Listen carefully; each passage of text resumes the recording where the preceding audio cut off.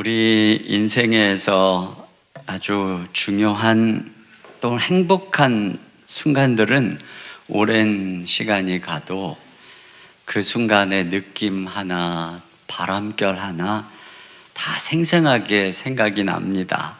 근데 그것은 우리가 예수님을 만나는 순간도 마찬가지예요. 저는 38년 전에 예수님을 만났는데 그때 주님을 만난 장소, 시간, 분위기까지 다 생생하게 기억이 나고, 또 그때 나를 예수님께로 인도해 주신 분들, 또 그렇게 주님을 만날 때 함께 있었던 분들이 모두 다 생각이 나고 그립고 고맙고 그렇습니다. 왜냐하면 예수님과의 만남이 제 인생을 바꾸었기 때문에 그렇습니다. 오늘 우리가 읽은 이 본문에는 제자들이 예수님을 처음 만날 때 사건이 기록되어 있는데, 가장 처음 예수님을 만난 두 제자 중에 한 명은 오늘 본문에 안드레라고 기록을 하고 있고, 또 한 명은 아마도 이 본문의 저자인 요한일 것이라고 추정합니다.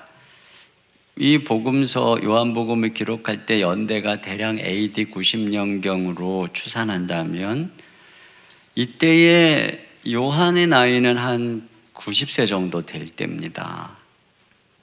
그러니까 요한이 10대 후반에 예수님을 만났다면 예수님을 만난 지 한 70년쯤 흐른 때거든요. 그런데도 요한의 기억 속에 예수님을 만난 시간이 정확하게 남아 있어요. 39절입니다. 시작. 예수께서 이르시되 와서 보라. 그러므로 그들이 가서 계신 데를 보고 그날 함께 거하니 때가 10시쯤 되었더라. 그리고 오늘 제자들도 누가 자기를 그리스도께로 인도했는지 정확하게 기억하고 있습니다. 왜냐하면 예수님과의 만남이 그들의 인생을 송두리째 바꿨기 때문에 그런데요. 오늘 본문의 저자인 요한은 자기의 이야기는 침묵하고 객관적으로 제자들의 이야기를 기록하고 있는데, 특별히 베드로를 대표로 그가 예수님을 만날 때 어떤 일이 있었는지를 기록해 주고 있어요. 42절입니다. 시작. 데리고 예수께로 오니 예수께서 보시고 이르시되 내가 요한의 아들 시몬이니 장차 게바라 하리라 하시니라. 게바는 번역하면 베드로라. 여기 보니까 베드로를 보자마자 너는 요한의 아들 시몬이다, 이렇게 말씀하세요. 요한이라고 하는 베드로의 부친이 유명한 분이 아닙니다. 그저 그냥 흔하고 평범한 그 촌동네의 한 분이죠. 그런데 그의 아들이다 하는 것은 예수님이 이미 베드로를 다 알고 계신다, 그런 의미입니다. 그러니까 이 만남이 우연이 아니에요. 이미 만세 전에 하나님은 베드로를 선택하셨고 사랑하셨고 이제 그 아들 예수님을 통해 찾으러 오신 거죠. 예레미야를 부를 땐 뭐라고 하셨는가 보겠습니다. 예레미야 1.5절입니다. 시작. 내가 너를 모태에 짓기 전에 너를 알았고 내가 배에서 나오기 전에 너를 성별하였고 너를 여러 나라의 선지자로 세웠노라 하시기로. 네, 이처럼 이미 예수님은 베드로를 알고 계셨어요.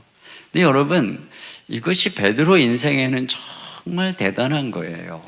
왜냐하면 예수님을 만나기 전에는 내 인생은 그냥 그저 그렇고 그런 거였거든요.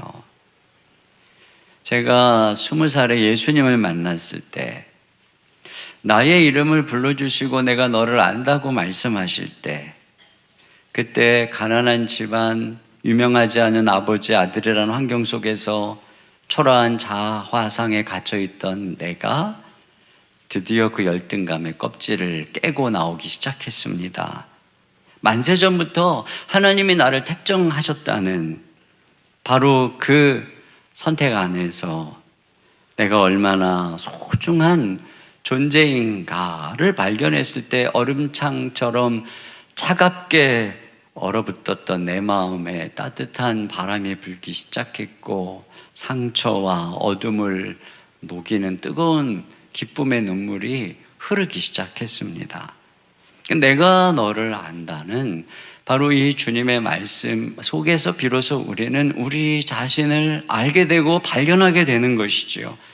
우리는 누군가가 우리 이름을 불러주기를 바라고 또 우리를 알아주기를 바라지만 사실은 우리가 만나는 모든 사람들은 자기를 알아주기를 바라는 분들입니다.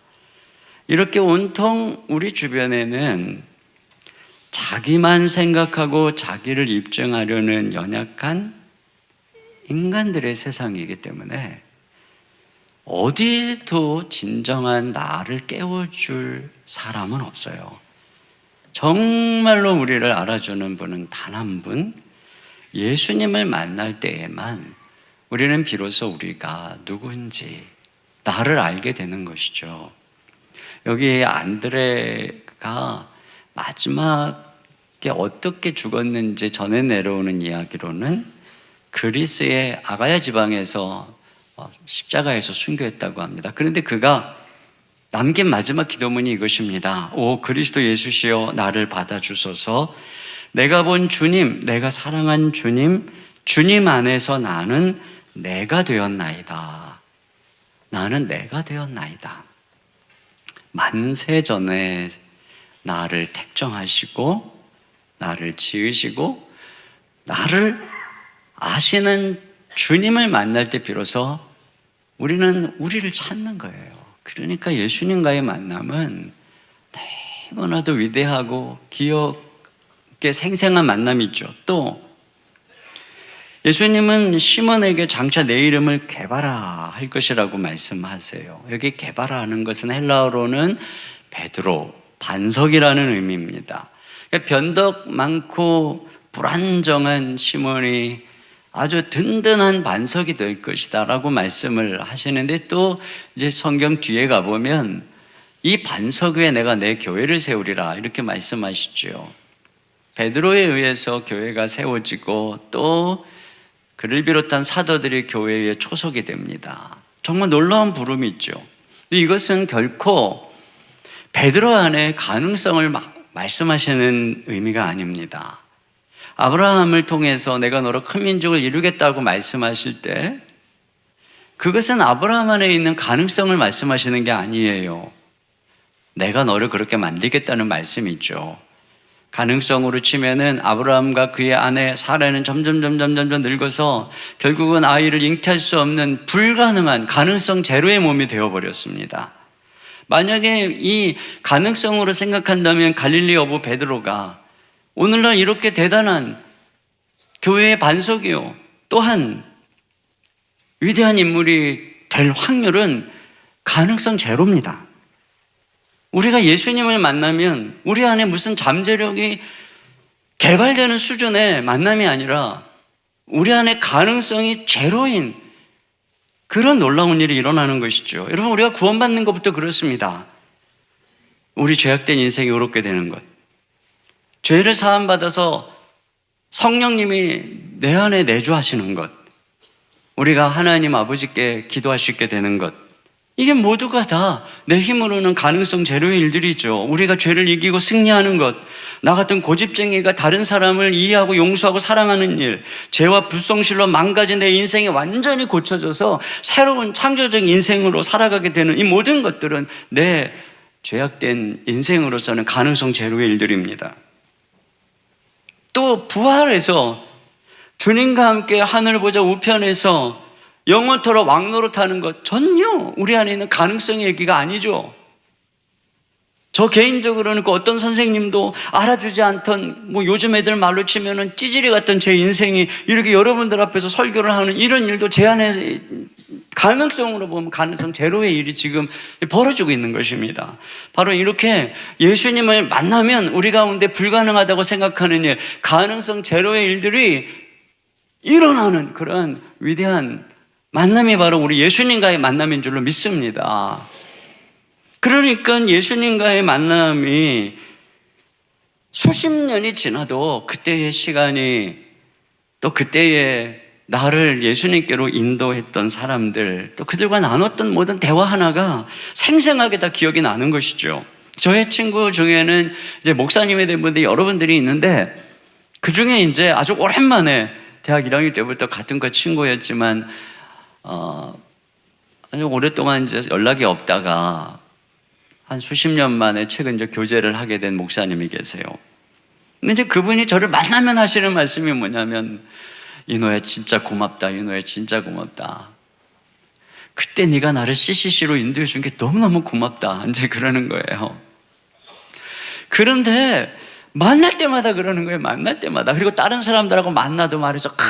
이노 목사가 나에게는 은인입니다. 나를 CCC로 인도했습니다. 왜 그러냐면, 본인이 이제 CCC에 와서 예수님을 만났고 예수님을 통해 인격이 완전히 바뀌어서 이제 하나님께 헌신하는 삶을 살게 됐기 때문에 본인에게 있어서는 CCC에 들어온 게 너무 감사한 일이고 그게 엄청난 일이에요. 그러나 나는 그때 몇 마디 한 것밖에 없어요. 그리고 잊어버렸어요. 그래서 사실 본인이 막 그때 내가 그 계단에 있었을 때 어쩌고저쩌고 생각도 안 나요, 저는. 그런데 자꾸 고맙다 그러니까 난 너무 미안한 거예요. 그러나 본인 입장에서는 그게 엄청난 인생의 대단한 일이기 때문에 그때 저를 통해서 내가 했던 이야기, 어디서 어떻게 했던 얘기, 그리고 자기가 그 이후의 삶의 변화의 이야기가 막 생생하게 생각이 나니까 저한테 그렇게 고맙다 그러는 거예요. 이처럼 우리가 예수님을 만난 그 시간은 영원한 순간입니다. 또 예수님을 만난 그 장소는 영원한 우리에게는 성지입니다. 그리고 우리를 예수님께로 인도해 준 그 사람들은, 정말 고마운 그 사람들은 영원한 은인입니다. 그런 면에서 오늘 최초의 전도자들을 살펴보면서 우리가 어떻게 하면 오늘 누군가에게 이런 고마운 인생이 될 수 있을지를 한번 생각해 보려고 합니다. 첫째로는 우리의 선한 영향력을 사용해서 사람들을 예수님께로 인도할 수 있어야 합니다. 제자들 2명에게 예수님을 처음으로 전해준 사람은 세례 요한입니다. 여기 나오는 이제 요한은 바로 세례 요한을 가리키는 건데요. 세례 요한은 성령님의 계시를 통해서 예수님이 메시아인 것을 알게 됩니다. 그리고는 자기의 제자들 중에 안드레와 그리고 아마도 요한으로 추정되는 이 2 제자에게 예수님을 소개하는데요. 35절입니다. 시작. 또 이튿날 요한이 자기 제자 중 2 사람과 함께 섰다가 예수께서 거니심을 보고 말하되 보라 하나님의 어린 양이로다. 그랬더니 2 제자가 어떻게 합니까? 37절 시작. 2 제자가 그의 말을 듣고 예수를 따르거늘. 또 40절입니다. 시작. 요한의 말을 듣고 예수를 따르는 2 사람 중에 하나는 시몬 베드로의 형제 안드레라. 여기 보면 이들이 그의 말을 듣고, 그러니까 뭐 말도 간단해요. 보라 하나님의 어린 양이로다 라고 하는 그의 말을 듣고, 요한의 말을 듣고 예수님을 따르기 시작했다는 것입니다. 왜 그들은 세례 요한의 한마디 말에 예수님을 따르나요? 여기서 바로 그들의 스승인 세례 요한의 영향력을 보게 되는 것이죠. 여러분, 우리가 전도하기 가장 좋은 사람들은 우리의 영향력 아래에 있는 사람들이죠. 그런 면에서 우리 그리스도인들이 선한 영향력을 가진다면 우리가 전도하는데 큰 도움을 얻을 수가 있어요. 이 세상에서도 물건을 팔 때 광고 모델로 누구를 세우느냐에 따라서 똑같은 물건인데 매출 차이가 막 엄청나게 난다고 하잖아요. 이처럼 우리가 복음을 전하는 데 있어서도 똑같습니다.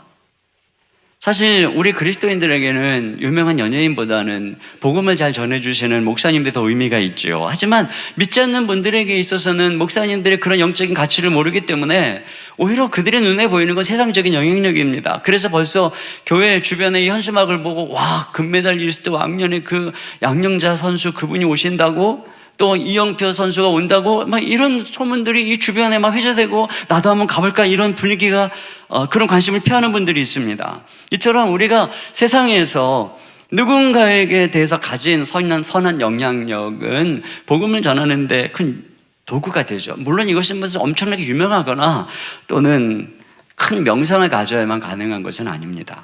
부모가 자녀에게 전도하고, 삼촌이 조카에게 전도하고, 선생님이 제자들에게 전도하고, 또는 연예인이 팬들에게 전도하고, 코치가 자기 수강생들에게 전도하고, 사장님이 직원들에게 전도하고, 이렇게 할 수 있는 것이죠. 그래서 이렇게 우리가 있는 어떤 지위, 그런 자리에서 우리가 선한 영향력을 이 세례 요한처럼 발휘할 수 있다면 우리 말은 엄청난 권세가 있는 것입니다. 그런 면에서 지금 우리가 사회적으로 가지고 있는 또는 뭐 가정에서든 우리의 포지션은 그 자체가 전도의 소중한 도구임을 인식해야 됩니다. 왕 에스더에게 내게 이 지위가 주어진 것이 이때를 위함이 아닌 줄 어떻게 알겠느냐라고 말씀하잖아요. 이런 사명의식을 가지고 우리는 오늘날 이 사회 속에 존재하도록 보냄받은 것입니다. 두 번째로는 이 관계가 전도의 탁월한 도구라는 것을 알게 되는데요. 뭐 직위가 있거나 명성이 있는 유명한 사람만 영향력을 행사하는 게 아닌 것을 알 수 있어요. 오히려 그것보다도 더 영향력이 있는 게 깊은 관계라는 것을 오늘 본문이 보여줍니다. 오늘 세례 요한을 통해서 예수님을 만난 안드레가 가장 먼저 전도하는 누구를 전도하고 있는가를 보세요. 40절 41절 시작. 요한의 말을 듣고 예수를 따르는 두 사람 중에 하나는 시몬 베드로의 형제 안드레라. 그가 먼저 자기의 형제 시몬을 찾아 말하되 우리가 메시아를 만났다 하고, 메시아는 번역하면 그리스도라. 그러니까 먼저, 이게 먼저라고 그러죠. 제일 먼저 누구에게 복음을 전하고 있어요? 예수님을. 자기 형제, 자기 혈육인 베드로에게 예수님을 소개하는 것입니다. 여기 두 제자 중에 한 명이 안드레잖아요. 안드레가 그의 형제인 베드로에게 복음을 전했다면 또 한 제자는 요한이란 말입니다. 그 요한의 형제는 누구예요? 야고보죠. 그러니까 오늘 본문의 뉘앙스 속에는 요한이 자기 이야기는 하지 않지만 아마 그도 형제인 야고보에게 예수님을 소개했을 확률이 아주 높아요. 그리고 성경을 보면은 베드로, 안드레, 야고보, 요한은 함께 갈릴리 바다에서 같이 고기를 잡는 어부 동업자로 소개가 되고 있습니다. 그러므로 이들의 이 끈끈한 관계 속에서 복음이 증거돼서 이들이 예수님의 제자가 됐다는 것을 이해할 수 있죠. 자, 여기 42절을 보시면 데리고 예수께 오니 이렇게 되어 있어요. 근데 여기 데리고, 안드레가 베드로를 데리고 온다는 이 말은 의미상 체포한다라고 하는 의미를 갖고 있습니다. 그러니까 상당히 지금 강권적으로 자기 형제를 끌고 예수님께 갔다고 하는 뉘앙스를 지금 품고 있는 거예요. 근데 이게 바로 깊은 관계의 강점이에요. 이게 관계가 이렇게 깊으치나면 이렇게 뭐 끌고라도 가는 거예요. 끌고 그냥 가자 막 이러면서 끌고라도 가고, 그것이 큰 신뢰나 상처가 안 돼요. 근데 관계가 이렇게 깊지 않으면 우리가 요즘 세상에는 복음만 전해도 엄청나게 불쾌하게 받아들이고 반감을 가지는 것들이 요즘 세상이죠. 우리 집사람이 지난 주간에 이제 뭐 선물도 준비하고 초청도 준비하고 편지도 준비하고 그래가지고 이제 이 주변에, 아파트 주변에 관계를 맺고 있는 여러분들에게 이제 가서 초청장을 증거하는데 그 중에 이제 한 분이 엄청나게 아내에게 반감을 표시를 했는가 봐요. 그러니까 아내가 와가지고 너무 마음 아파하고 있는 모습을 제가 이렇게 보게 되었어요. 그러나 관계가 있는 분들은 그렇게 반응을 하지 않거든요. 뒤에 보면은 예수님께서 빌립을 다이렉트로 부르는 내용이 나옵니다. 43절입니다. 시작. 이튿날 예수께서 갈릴리로 나가려 하시다가 빌립을 만나 이르시되 나를 따르라 하시니. 근데 이렇게 다이렉트로 그냥 보자마자 빌립에게 너 나를 따르라라고 말씀하신 이유가 있어요. 44절입니다. 시작. 빌립은 안드레와 베드로와 한 동네 베세다 사람이라. 그 빌립은 그 조그만 동네에 이미 예수님의 소문은 파다하게 퍼졌을 텐데, 또 베드로와 안드레와 한 동네 사람이라고 이렇게 말하는 것은 이미 베드로와 안드레, 그리고 또 당연히 야고보, 요한도 알았겠죠. 그들이 예수님을 따르는 제자가 되었다, 예수님을 만났다, 뭐 이런 소식을 아마 들었을 것입니다.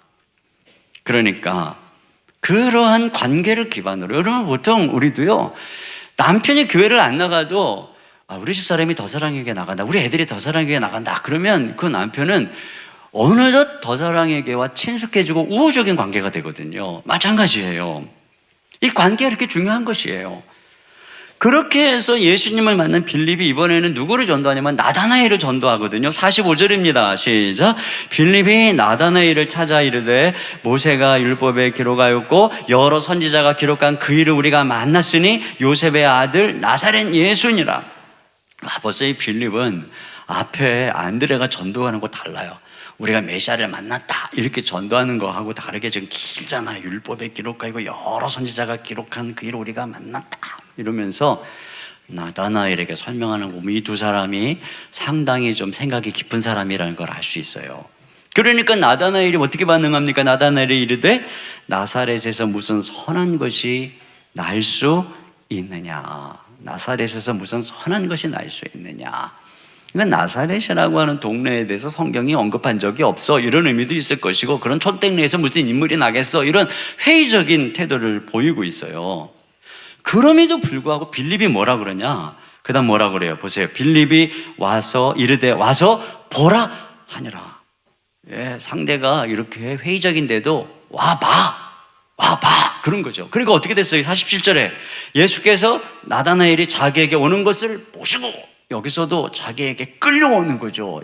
여전히 나다나엘도 빌립에게 체포돼서 오는 거예요. 이게 바로 관계전도의 강점입니다. 그러니까 여러분, 우리가 맺고 있는 관계가 이렇게 예수님께로 사람들을 인도하는 데 소중한 통로가 된다는 것을 이해해야 돼요. 그제 제 아내가 어느 순장님 얘기를 해주는데요. 이 순장님이 처음에 이제 교회를 안 다니시는 분이었어요. 수지에서. 근데 이제 아이들하고 놀이터에만 나가면은 항상 웃으면서 인사하는 어떤 아기 엄마가 있었던 거예요.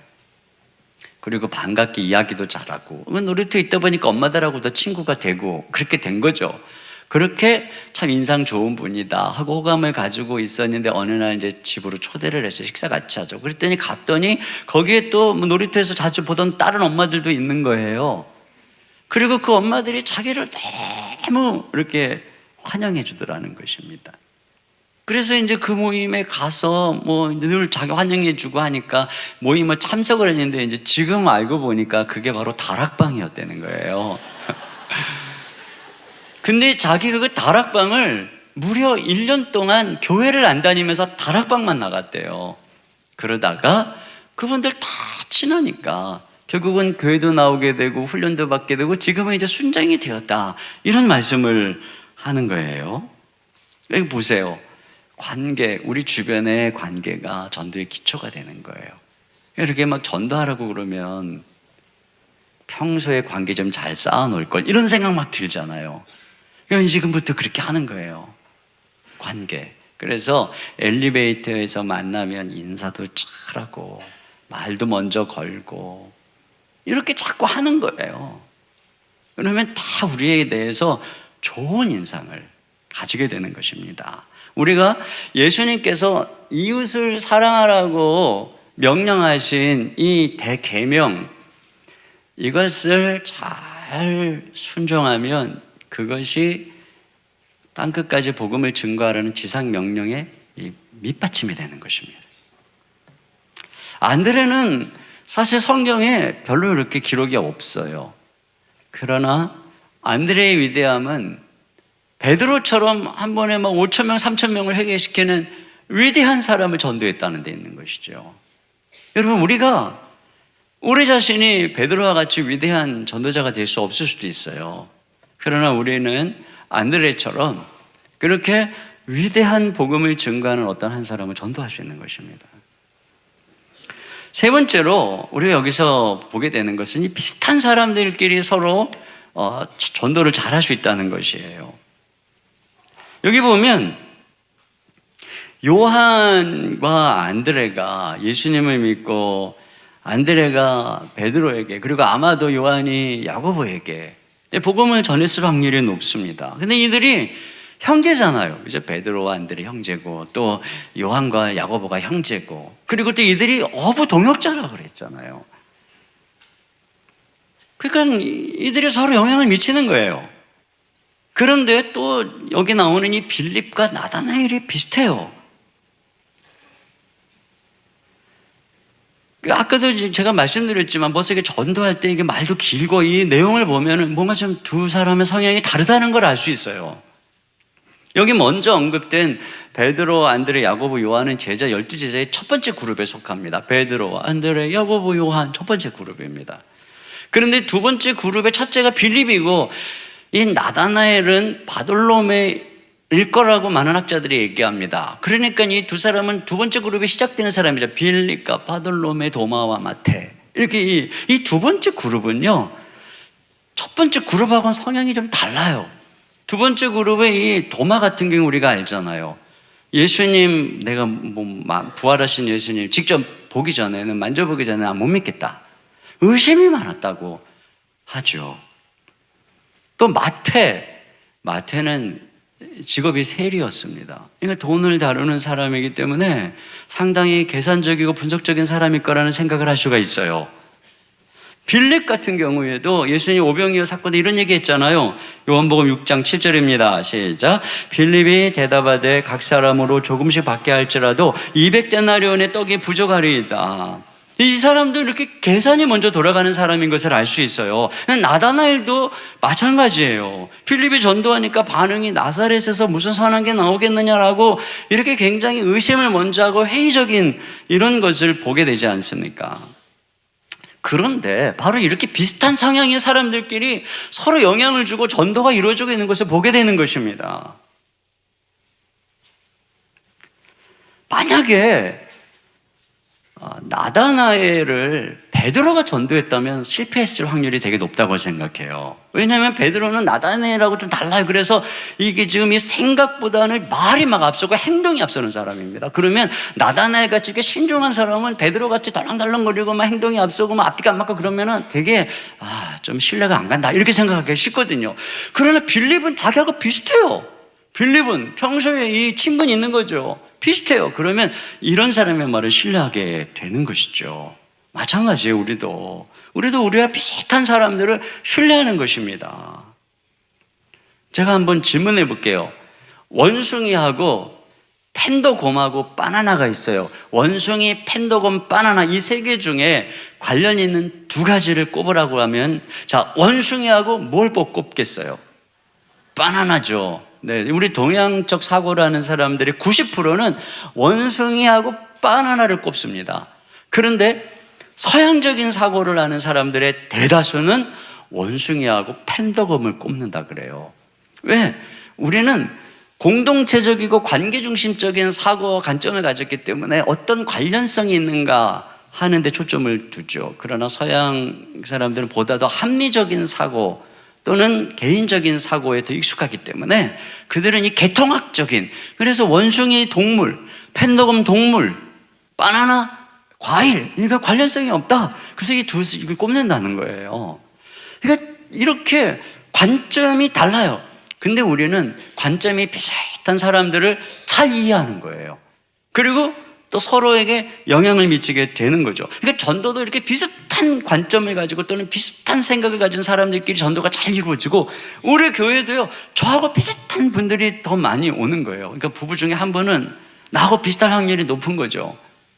그리고 또 여러분 주변에 있는 사람들, 여러분이 전도하는 분들도 마찬가지 그럴 확률이 아주 높은 것입니다. 그런 면에서 우리가 전도할 때 가장 좋은 것은 같은 취미나 같은 직업을 가진 대상들이라고 할 수가 있어요. 예를 들어서 반도체나 전자업계 같은 데서 근무하는 분들끼리 성향이 좀 비슷할 거라고 생각이 돼요. 법조계에서 일하는 분들도 성향이 비슷하실 것 같아요. 사업하는 분들도 보면 좀 다르잖아요. 공무원 하시는 분들끼리도 또 서로 뭔가 좀 통하는 게 있을 거라고 봐요. 영업 뛰는 분들, 그분들끼리 또 성향이 또 다르거든요. 그러니까 이와 같이 우리가 갖고 있는 직장이 우리의 사명지가 될 수 있어요. 가장 좋은 사명지가 될 수 있어요. 동료들이. 그 같은 취미를 가진 그런 분들이 또한 우리에게 있어 전도의 좋은 대상자가 될 수 있는 것입니다. 그래서 보세요. 이 베드로와 요한. 어부 동역자가 전도 동역자가 되잖아요. 그러니까 우리도 함께 일하는 일터에 있는 동역자가 신앙의 동역자가 될 수 있는 것이고 같이 골프를 치던 골프의 동반자가 전도의 동역자가 될 수 있는 줄로 믿습니다. 네. 골프 치시는 분들 왜 아멘을 안 하시나요?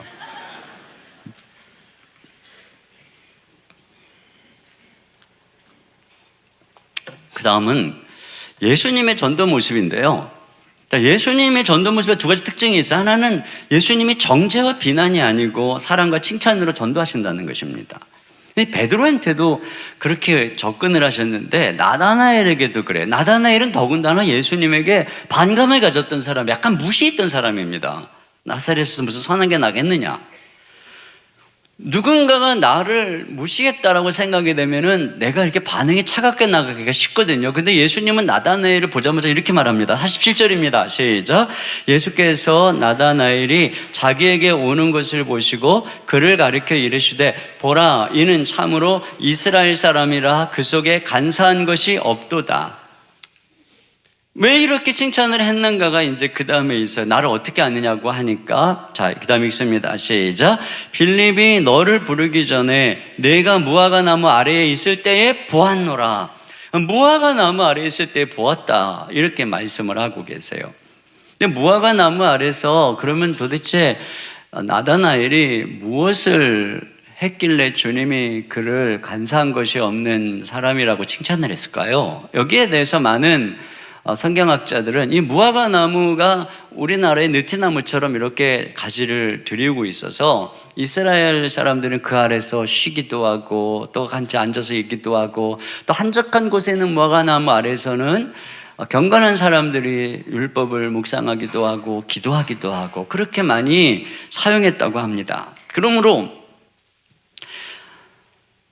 유추할 수 있는 것이죠. 나다나엘이 무화과 나무 아래서 기도하고 있었을 거라는 말입니다. 그래서 예수님께서는 나는 내가 아무도 없는 무화과 나무 아래서 기도하는 것을 보았어, 이런 얘기죠. 당시의 바리새인들은 자기들이 하나님 앞에 경건한 것처럼 사람들에게 보이려고 시장이나 거리에 나가서 사람들이 보이는 데서 기도를 했단 말이에요. 그런데 그하고는 다르게 나다나엘은 아무도 없는 한적한 무화과 나무 아래서 홀로 기도하는, 사람들에게 자기의 경건 행위를 보이려고 하지 않는 그러한 간사한 것이 없는 참 이스라엘 사람이야, 예수님이 이렇게 말씀하셨다는 거죠.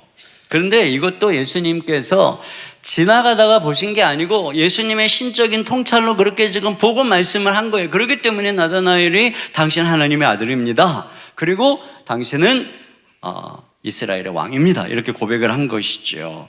그러면 예수님께서 이와 같이 신적인 능력으로 나다나엘의 그런 모습을 볼 수 있었다면 당연히 나다나엘의 허점, 또 그의 위선 또는 그의 죄도 다 볼 수 있었겠죠.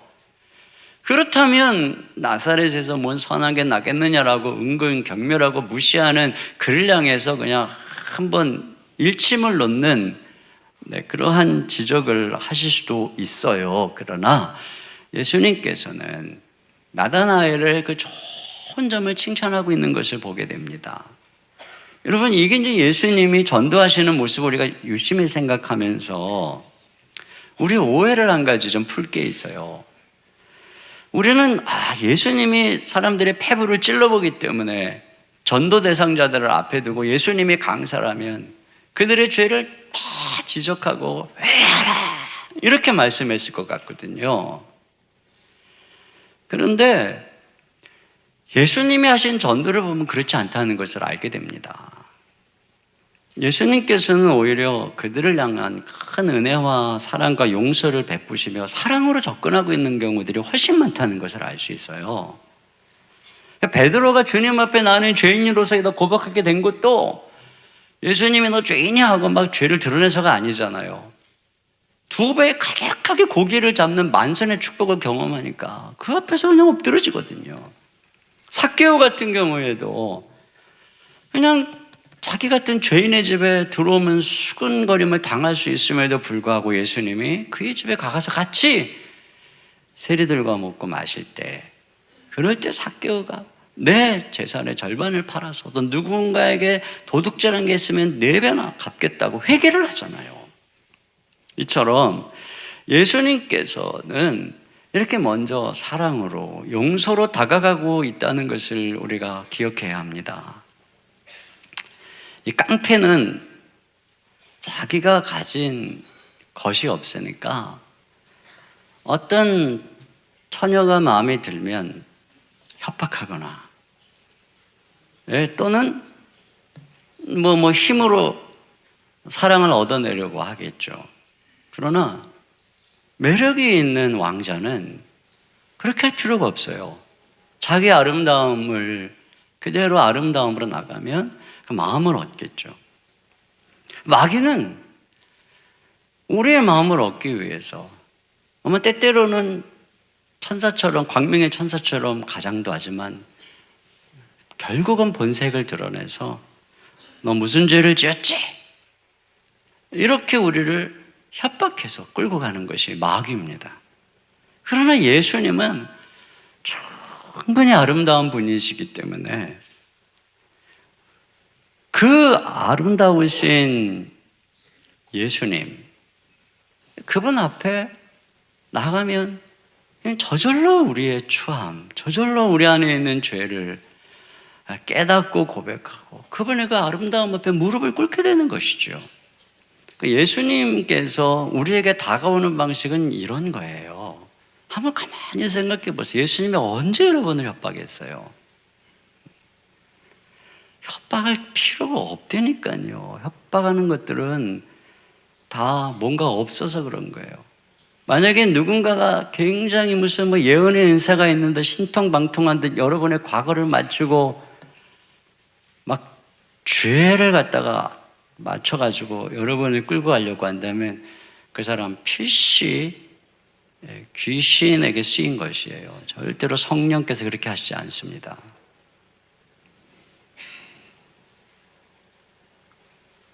우리가 비신자에게 다가갈 때 이런 예수님의 모습을 배워야 되는 것입니다.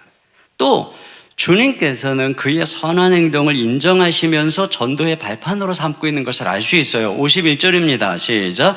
또 이르시되 진실로 진실로 너에게 이르노니 하늘이 열리고 하나님의 사자들이 인자 위에 오르락내리락 하는 것을 보리라 하시니라. 여러분, 이 말씀만 보아도 앞에 지금 나다나엘이 무화과 나무 아래서 기도를 했다는 것을 유추할 수 있어요.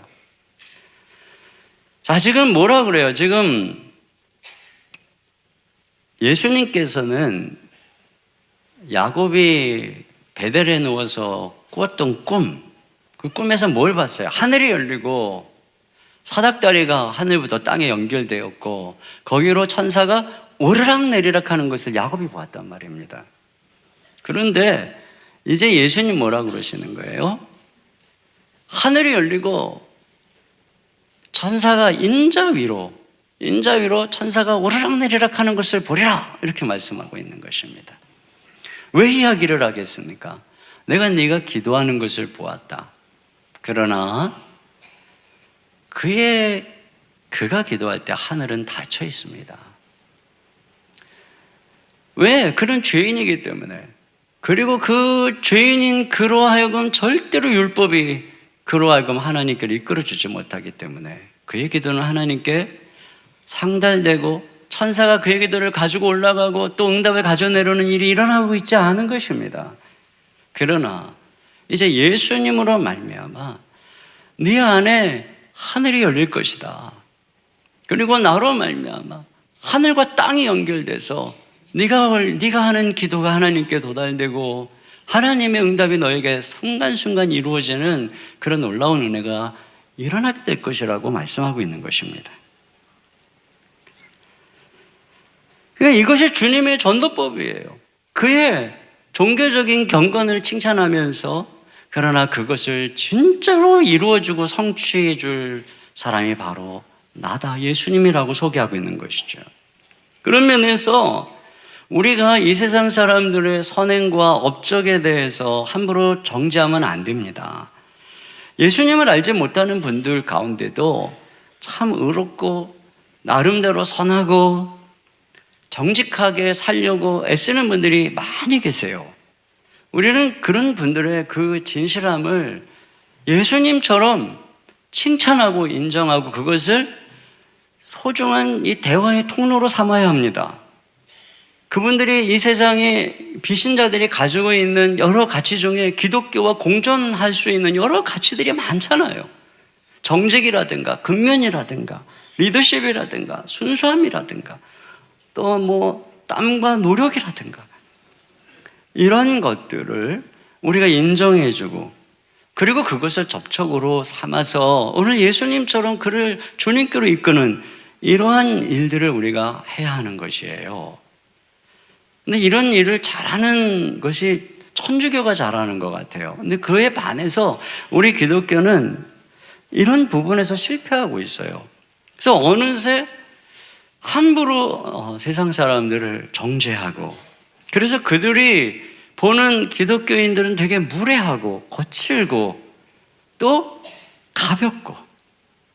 근데 원래 여러분, 교회는 이렇게 가벼운 곳이 아니었어요.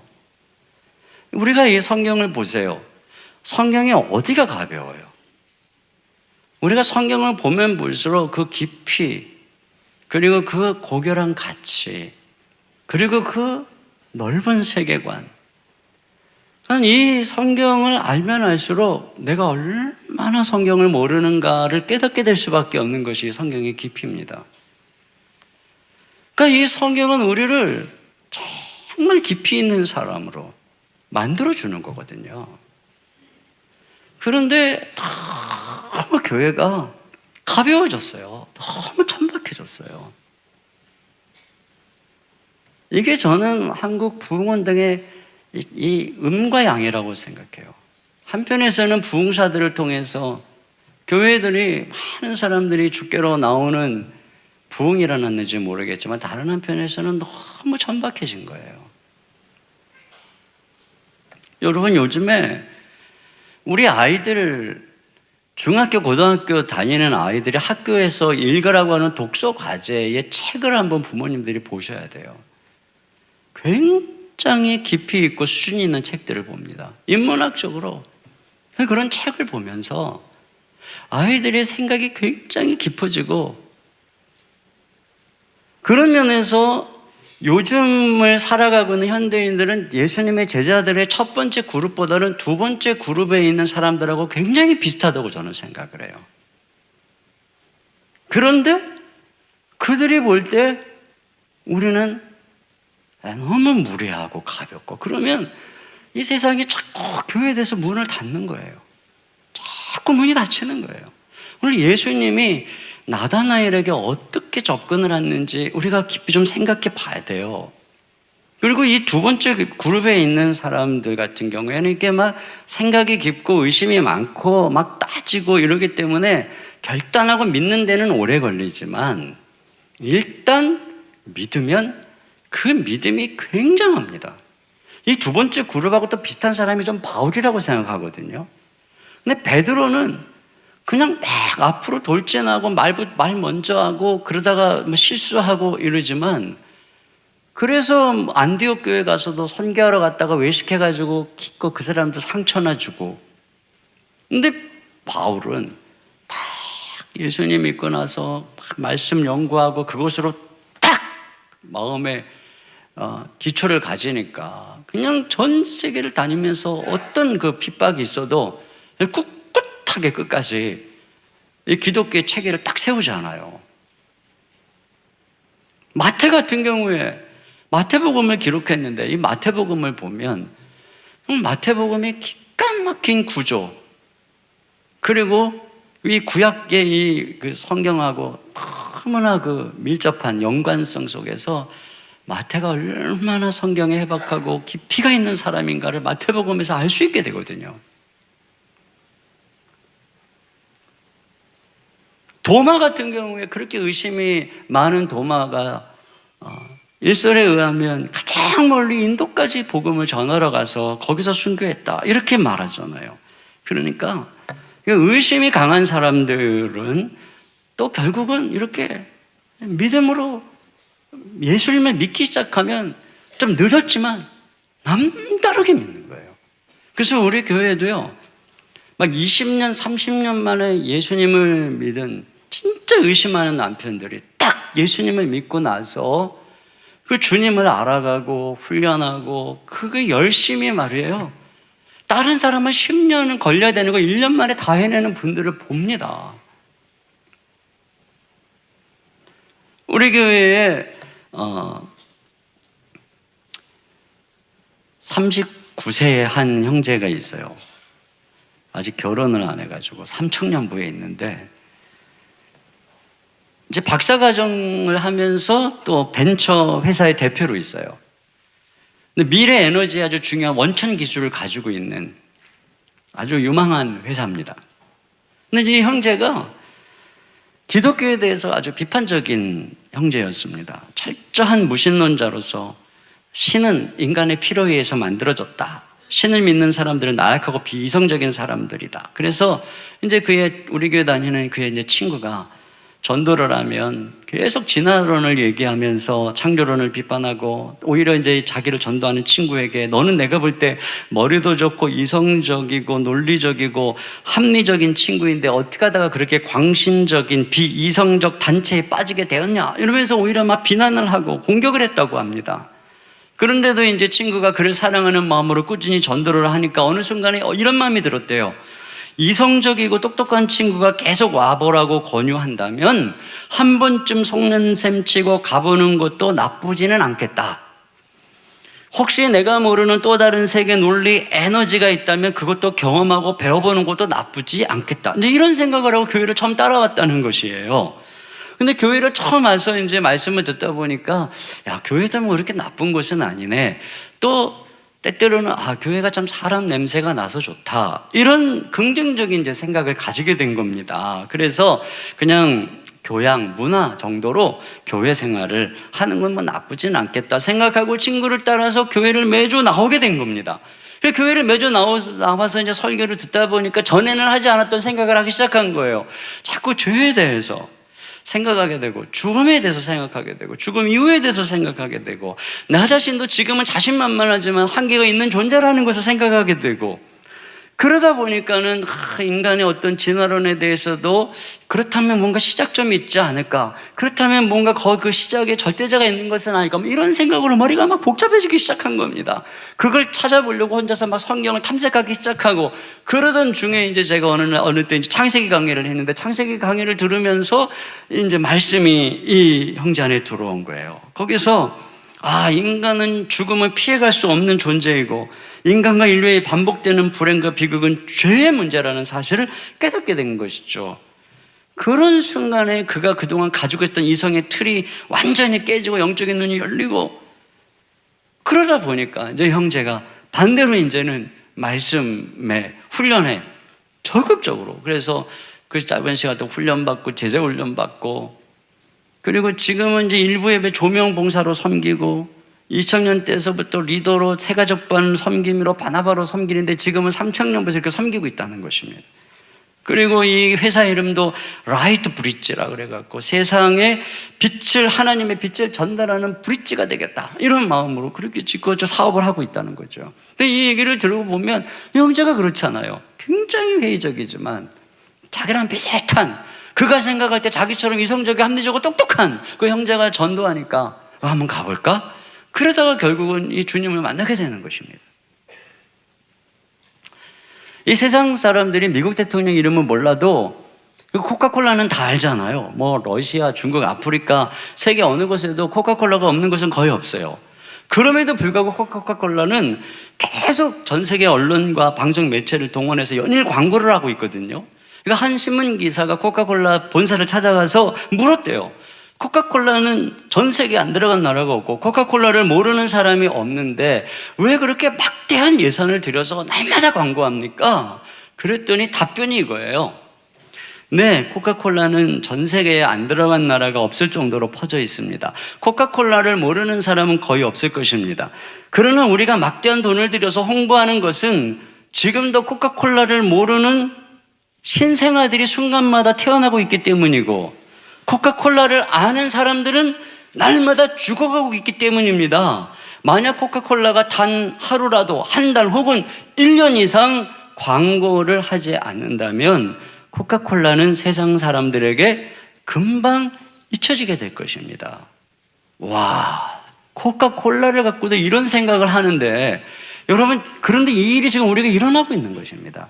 우리가 전도하지 않고 있는 사이에 점점 예수님을 아는 사람들은 천국 가고 있고, 지금 10대, 지금 20대들은요, 예수님에 대해서 한 번도 들어보지 못한 사람들이 80% 이상입니다.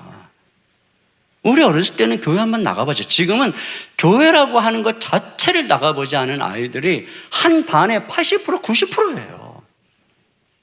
그대로 지금 이런 일이 일어나고 있는 것입니다. 전도하지 않으면 결국은 세대가 끊기는 거예요. 어느 목사님이 눈이 오는 날에 근데 운전을 초보였어요. 운전을 막 하고 가는데 아내가 전화를 했어요. 여보, 올 때 기저귀 좀 싸와. 그런데 이제 알았다고 하고서 그 초보에 신경 쓰고 거의 1시간쯤 운전하고 집에 와서 이제 근처에 와서 생각이 났어요. 뭐 사오라 그랬는데. 근데 뭐를 사오라고 했는지 생각이 안 나는 거예요. 그래서 가까운 슈퍼에 가서 생각이 안 나니까 이거저거 막 샀어요.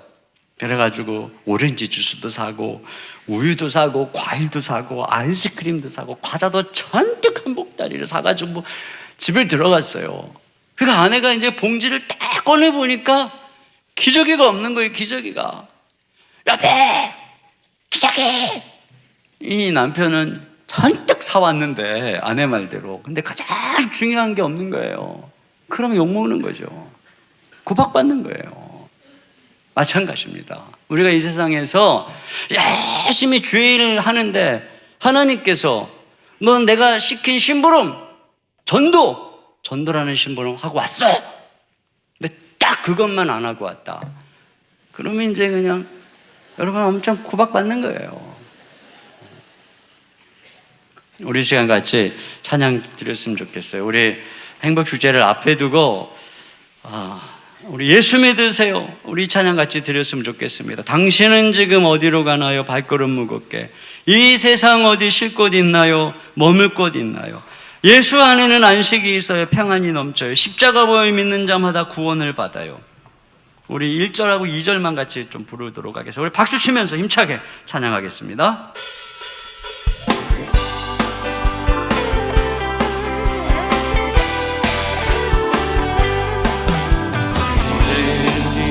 어디로 가나요?